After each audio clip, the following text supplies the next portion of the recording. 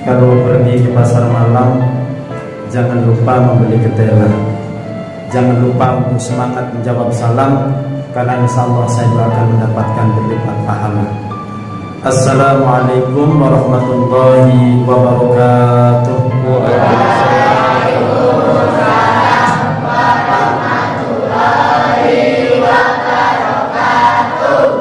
Alhamdulillah, alhamdulillahilladzi bi dzikrillahi tatma'innul qulub wa bi fadlihi taghfirud dzunub. Asyhadu an la ilaha illallah wahdahu la syarika lah wa asyhadu anna Muhammadan abduhu wa rasuluhu la nabiyya ba'dah. Allahumma shalli wa sallim ala sayyidina Muhammadin wa ala alihi wa sahbihi ajma'in, amma ba'du. Puji syukur marilah jamaah rahimakumullah senantiasa panjatkan kehadirat Allah Subhanahu wa taala dengan mengucapkan kalimat biqauli alhamdulillahi rabbil alamin, atas segala kenikmatan, atas segala kesempatan, dan masih banyak hal lagi kenikmatan yang selalu Allah berikan kepada kita semuanya. Nikmat yang hari ini sama-sama Allah berikan kepada kita adalah bagaimana Allah masih memberikan kepada kita niat untuk senantiasa istiqomah dalam menjalankan ketaatan kebaikan di bulan suci Ramadan. Mudah-mudahan Allah senantiasa akan selalu memberikan kesehatan, umur panjang untuk kita menyelesaikan amaliyah-amaliyah yang ada di bulan suci Ramadan. Amin ya rabbal alamin. Salawat beserta salam mudah-mudahan tetap tercurah limpahkan kepada uswatun hasanah kita, orang yang paling khusus salatnya, orang yang paling mulia akhlak budi pekertinya, baginda Nabi besar Muhammad sallallahu alaihi wasallam, kepada keluarga, sahabat, dan kita sebagai pengikutnya. Mudah-mudahan akan istiqomah, akan berittiba sampai kapanpun untuk terus berupaya menebarkan nilai-nilai kebaikan, menebarkan nilai-nilai kebenaran, dan pada akhirnya kelak mudah-mudahan kita dikumpulkan di dalam surga Allah. Amin ya rabbal alamin. Hadirin jamaah Masjid Al-Ikhlas rahimakumullah, alhamdulillah Bapak, Ibu, serta adik-adik semuanya, gak kerasa perjalanan ibadah puasa kita hari ini telah memasuki di malam yang ke-17 Ramadan. Artinya tinggal hitungan 12 hari lagi, insya Allah kita akan sampai di bulan Syatul Syawal. Amin ya rabbal alamin. Berbicara tentang malam 17 Ramadan, tentunya ini adalah merupakan salah satu malam yang sangat bersejarah, memiliki sejarah panjang. Sejarah panjang bagaimana kaitan baginda Nabi besar Muhammad SAW menerima wahyu yang pertama. Dan proses penerimaan wahyu yang pertama ini juga memang prosesnya cukup lama, dan prosesnya juga cukup banyak lika-liku dan juga jalan terjal yang harus dilalui oleh baginda Nabi Muhammad SAW. Meskipun sesungguhnya proses turunnya Al-Quran ini banyak yang mengatakan ada yang turun di 17 Ramadan, ada juga yang turun pas di malam Lailatul Qadar. Ini memang juga ada, tetapi kita agak kesampingkan kapanpun itu diturunkan. Tapi sesungguhnya banyak yang meriwayatkan bahwasanya Al-Quran itu adalah turun pada tanggal malam 17 Ramadan. Seperti apa malam yang hari ini kita juga bertepatan dengan di malam 17 Ramadan. Prosesnya panjang. Bagaimana masyarakat Arab dulu kan dikenal dengan masyarakat jahil, masyarakat yang bodoh, masyarakat yang bobrok dan jauh dari nilai-nilai keislaman.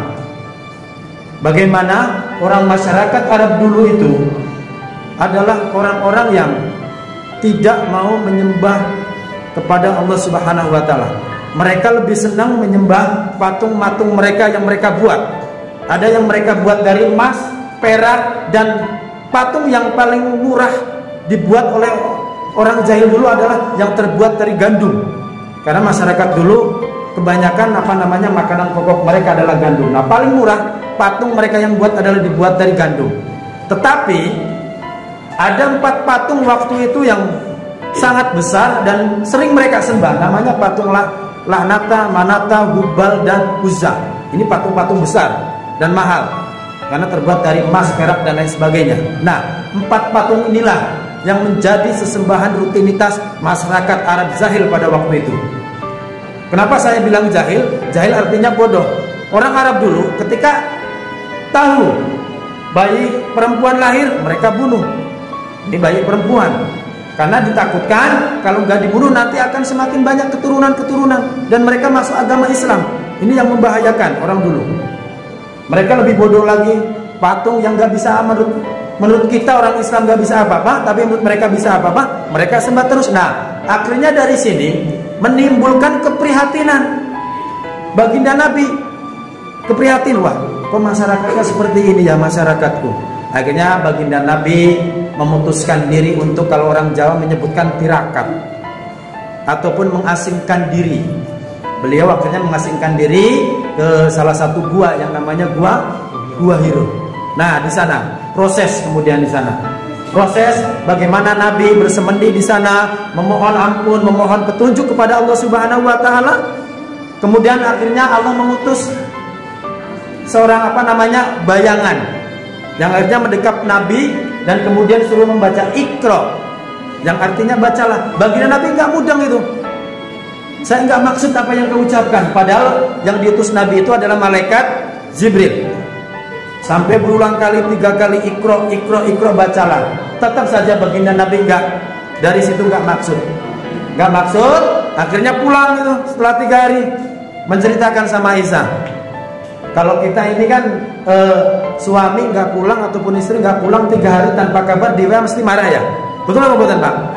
Menghilang 3 hari tanpa kabar, tanpa di WA ora tau bales, ngerti-ngerti mulai mesti diinterogasi siki. Betul apa buatan? Nah, baginda Nabi, kalau baginda Nabi minta sama Khadijah, tolong dekap aku, karena selama 3 hari di gua lah kademen toh Pak. Betul apa buatan?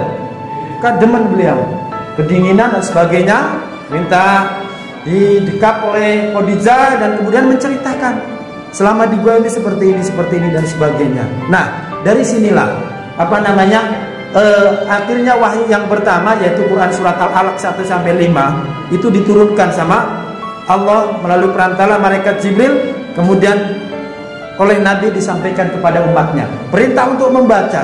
Jadi nggak perintah sholat dulu. Jadi perintah dulu untuk membaca kehidupan, melihat kehidupan masyarakat Arab waktu itu. Bobroknya minta ampun.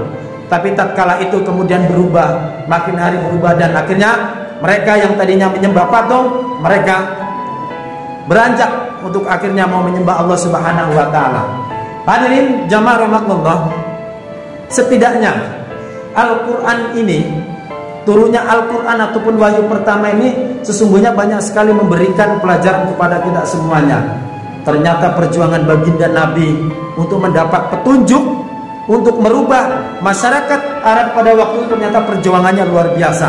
Nah, kita yang masih diberikan kehidupan sampai detik ini sesungguhnya bisa memanfaatkan dan bagaimana kita bisa mengamalkan nilai-nilai apa yang ada di dalam Al-Qur'an.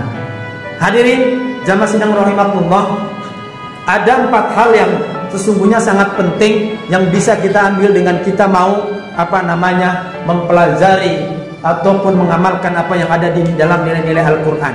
Yang pertama, bagaimana dengan Al-Qur'an? Al-Qur'an itu akan memberikan petunjuk dan juga hidayah kepada kita semuanya. Sebagaimana kan jelas firman-Nya di dalam Quran surat Al-Baqarah ayat 185. Di sana jelas. Bismillahirrahmanirrahim. Syahrul Ramadan alladzi unzila fihil Qur'ana hudan linnas wa bayyinatin minal huda wal furqan. Sesungguhnya pada malam bulan suci Ramadan itu kami turunkan Al-Qur'an untuk manusia, yang mana di dalamnya berisi petunjuk dan juga penjelasan atas petunjuk tersebut dan menjadi pembeda antara hak dan juga yang batil. Bapak Ibu rahmatullah, ini kenapa Allah turunkan Al-Qur'an kepada Nabi Muhammad dan disampaikan kepada umatnya ini, agar kita ini mendapatkan petunjuk. Jadi kalau kita ingin mendapatkan petunjuk, kita ingin mendapatkan hal-hal penjelasan berkaitan dengan petunjuk tersebut, kita nggak usah jauh-jauh larinya kemana. Cukup larinya ke dalam Al-Quran yang Allah berikan kepada Nabi Muhammad dan untuk kita sebagai umatnya Bapak Ibu. Misal kita pengen anak yang soleh dan soleha, di Al-Quran ada Rabbi habli minas solehin, ya Allah berikanlah aku anak yang soleh dan soleha. Kita pengen istri ataupun keturunan yang baik, di Al-Quran ada Rabbana hablana min azwajina wa dzurriyyatina qurrata ayun waj'alna lil muttaqina imama. Jadi sesungguhnya di dalam Al-Quran Bapak Ibu semuanya sudah ada Bapak Ibu rahimakumullah. Jadi kita nggak perlu jauh-jauh. Dan terlebih lagi Al-Quran itu kan pusaka yang apabila kita mau berpegang ke dalam pusaka tersebut, kita tidak akan pernah tersesat selama-lamanya. Hadis mengatakan, taraktu fikum amroini lan tadilu ma tamassaktum bihima kitabullahu wa sunnatur rasul. Wahai manusia, telah aku tinggalkan dua pusaka, dua perkara yang apabila engkau mau berpegang ke dalam dua perkara tersebut, kamu tidak akan tersesat selama-lamanya. Yang pertama, kitabullah, yaitu Al-Quran. Yang kedua, sunnatur rasul, yaitu sunnah-sunnah Nabi Muhammad SAW. Hadirin rahimakumullah, inilah yang pertama, dahsyatnya Al-Quran. Ini yang pertama. Kemudian yang kedua, kita akan mendapatkan berlipat-lipat pahala dari apa yang kita baca, dari Al-Quran yang kita baca. Makanya ada hadis mengatakan, man qara'a akharfun min kitabillah wal hasanatu bi asri amsalihha. La aqulu alif lam mim harfun walakin alif harfun wa lamun harfun wa mimun harfun. Yang artinya barang siapa yang membaca satu huruf di dalam Al-Quran, satu kebaikan. Satu kebaikan dilipat gandakan menjadi 10 kebaikan. Tidaklah alif lam mim itu saya hitung satu huruf, akan tetapi alif satu huruf, lam satu huruf, dan mim satu huruf. Jadi kalau kita misal baca alif lam mim saja, kita sudah mendapatkan 30 kebaikan.